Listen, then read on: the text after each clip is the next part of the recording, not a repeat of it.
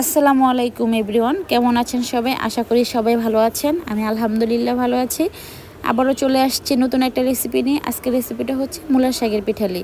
আমার মনে হয় এটা সবারই খুবই পছন্দের একটা খাবার। তো শাকগুলোকে আমি আগের থেকে পরিষ্কার করে কেটে কুচু কুচু করে নিয়ে নিয়েছি। এবার একটা প্যানে শাকগুলো দিয়ে পরিমাণ মতো পানি আর লবণ দিয়ে শাকগুলোকে ভাপ দিয়ে নিতে হবে। খেয়াল রাখতে হবে যেন বেশি ভাপ না হয়, কারণ বেশি ভাপ হলে শাকের কালারটা সবুজ থাকে না, নষ্ট হয়ে যায়। শাকগুলো ভাপ হয়ে গেছে, এটাকে আমি ঠান্ডা পানিতে ঝরিয়ে নিব। ঠান্ডা পানিতে ঝরানোর পর অবশ্যই শাকগুলোকে চিপে নিতে হবে। এবার চুলায় একটা প্যানে পরিমাণ মতো তেল দিয়ে দিলাম পেঁয়াজ কুচি। পেঁয়াজগুলোকে হালকা করে ভাজি করে নিতে হবে। এখন দিয়ে দেবো পরিমাণ মতো হলুদের গুঁড়ো, অল্প পরিমাণে পানি, কাঁচামরিচ, ধনিয়া গুঁড়ো, মরিচের গুঁড়ো, পরিমাণ মতো লবণ, জিরা বাটা, রসুন বাটা, পেঁয়াজ বাটা। এবার মশলাগুলোকে নেড়ে চেড়ে দিয়ে দেবো চিংড়ি মাছগুলো। চিংড়ি মাছগুলো দেওয়ার পর ঢাকনা দিয়ে ঢেকে রেখে দেবো 2 থেকে 3 মিনিটের মতো মাছগুলোকে ভালো করে কষানোর জন্য। মাছগুলো কষানো হয়ে গেছে, এবার দিয়ে দেবো আগে থেকে ভাপ দিয়ে নেওয়া মূলার শাকগুলো। মূলার শাকগুলো দেওয়ার পর নেড়ে চেড়ে দিয়ে দিব রাঁধুনি সস বাটা। এই মূলার শাকের পিঠালির অন্যতম একটা উপকরণ হচ্ছে রাঁধুনি সস বাটা।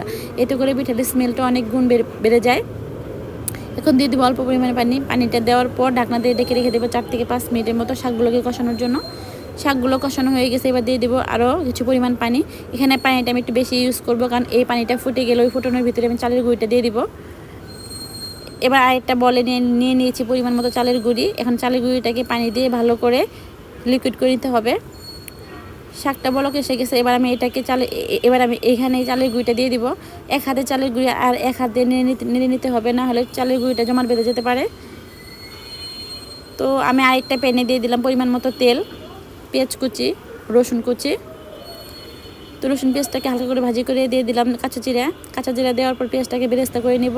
এখন এই বেরেস্তাটা আমি মূলা শাকের পিঠালির ভিতর দিয়ে দিব। বেরেস্তাগুলো দেওয়ার পর নেড়ে চেড়ে 2 থেকে 3 মিনিটের মতো রেখে দিলে রেডি হয়ে যাবে মূলা শাকের পিঠালি।